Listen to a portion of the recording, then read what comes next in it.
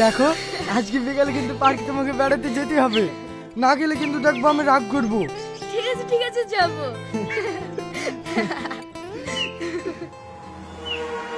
এই তুই রাস্তা রাস্তা কি করে বেড়াচ্ছি? দুদিন পরে বি ড্যাং ড্যাং করে ঘুরে বেড়াতে লজ্জা লাগছে না? আরে তোর ছেলের কোনো দোষ নাই, যত দোষ আমার মেয়ের। আমার কোনো কথা শোনে নাকি? তোর মেয়ের কোনো দোষ নাই, যত দোষ আমার ছেলের। কি রে ফেল ফেল করে কি তাকাছি? যা বাড়ি যা। আর শোন, আমি ড্যাঙা মাঠে যাচ্ছি, তাড়াতাড়ি খাবারটা নিয়ে যাস। ঠিক আছে। এই শিয়ানা ছেলে কেউ এইভাবে বকে? বলবো না, কিসের লাগি বলছি তুই তো ভালোভাবে বুঝতে পারছি। পাড়ার লোকের কথা ভালো না, উল্টো পাল্টা কথা বলে। কথা তো বলবে, তোকে 6 মাস আগে বললাম তোর ছেলের সঙ্গে আমার মেয়ের বিটা দিয়ে দে, তুই শুনলি নাকি? আরে বিদেশ না, তোর মেয়ের বয়স পিছিয়ে না তার লেগে। এই তো দুদিন পরে বি, মানুষের মুখ এমনি বন্ধ হয়ে যাবে। চ মাঠে চ।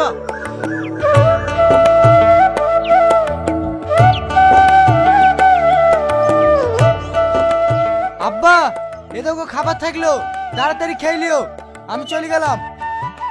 খাবার দিয়ে পালিয়ে গেলে হবে? আমার সাথে একটু কাজ কর। না আমি কাজ করতে পারবো না, আমার শরীরটা খুব খারাপ। এইভাবে আর কদিন চালাবি? বিয়ে হয়ে গেলে না ঠিক টাইট হয়ে যাবি। ও তখন দেখা যাবে, আমি চলে গেলাম।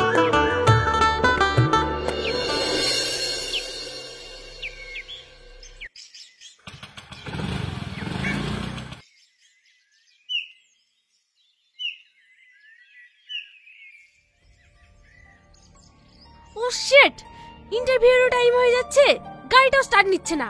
এখন আমি কি করব?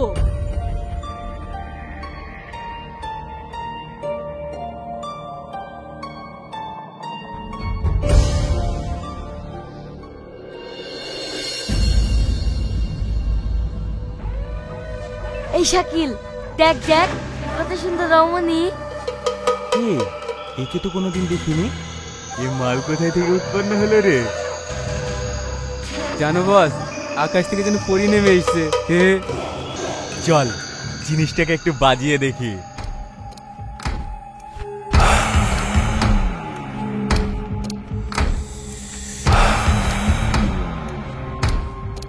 হাই ডার্লিং, কার জন্য অপেক্ষা করছো? আমার জন্য বুঝি? দেখেন আমি ভদ্র ঘরের মেয়ে, ভাষাটা ঠিক করেন। ভদ্র ঘরের মেয়ে বলেই তো ভদ্রভাবে বলছি, এখনো তো হারামি ভাষা শুরুই করিনি। দেখেন আমার কাছে চেষ্টা করবেন না, আমি কিন্তু চিৎকার করব। কর চিৎকার, দেখি তোর কোন বাপ বাঁচাই। এই ধর ওকে। ওই চল বলছি, ছাড় আমাকে, ছাড়, এই জন্য ছাড় আমাকে, বাঁচাও বাঁচাও, ছাড় আমাকে, ছাড়। এই ছেড়ে দে ওকে। না ছাড়বে না। কি করবি তুই? দেখ শাকিল, তুই প্রধানের ছেলে বলে যা খুশি তাই করবি, সেটা কিন্তু আমি হতে দেবো না। ভালোভাবে বলছি মেয়েটাকে ছেড়ে দে। এই তুই বেশি দাদাগিরি করবি নি, সামনে থেকে সরে যা, নাহলে কিন্তু তোর কপালে অনেক কষ্ট আছে।